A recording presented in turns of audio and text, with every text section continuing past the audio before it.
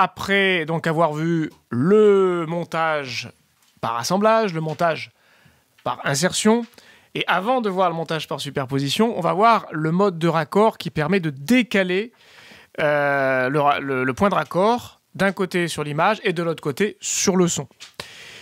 Par exemple, sur ce plan-là, imaginons que je veuille que ce son-là continue sur ce plan-là, alors que je suis déjà passé à ce plan-là au niveau de l'image, par exemple, hein, ou inversement.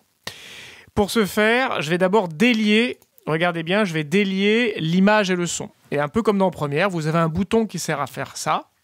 Ça s'appelle pas la sélection liée, ça s'appelle le commutateur de la sélection de lien. Un nom un peu barbare, mais c'est tout simplement ces trois petits traits que la chaîne sur le côté. Donc ça vous garantit, quand vous sélectionnez, regardez un plan, de prendre aussi le son, hein, exactement comme sur Première. Donc si j'enlève ça, je vais pouvoir, regarder, sélectionner l'image indépendamment du son, tout simplement. Première étape. Deuxième étape, il faut, quand on fait ce genre d'opération, décalage de raccord image et son, c'est ce qu'on appelle aussi une modification compensée. C'est-à-dire qu'on va, par exemple, réduire l'image d'un côté pour augmenter le son de l'autre, ou inversement. C'est-à-dire qu'on va prendre à Paul pour donner à Jacques. Donc, il faut toujours se poser la question de quel côté je vais prendre. Donc, par exemple, si je veux que ce son-là continue sur cette image-là, il faut que je rogne sur cette image-là pour que ce son-là passe sous cette image-là. OK ? Donc, qu'est-ce que je vais faire? Je vais me mettre en mode rouleau jaune, toujours. Hein, le rouleau jaune qui me permet de créer la modification compensée ou de travailler sans laisser de vide, etc. Donc, je vais me mettre dans les 50% du bas de ma première image et je vais faire un clic gauche. Regardez, je vais donc sélectionner en jaune le point de sortie du plan précédent. Au passage, je suis passé en mode trim. Ensuite, je vais sélectionner le point d'entrée du son du plan suivant.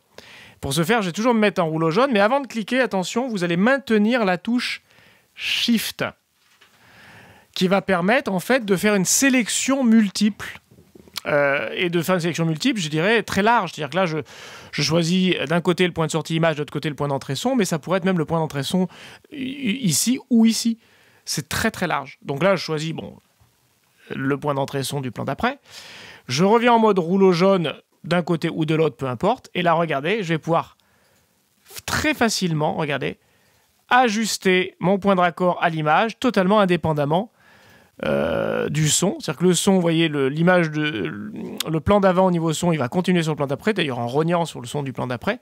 Et c'est bien l'image du plan d'après qui prend le pas sur l'image du plan d'avant. Et grâce à ce système, donc, vous avez donc décalé le point de raccord image et son. Et vous avez gagné du temps, évidemment, puisque ça permet donc de réduire la durée totale de son film.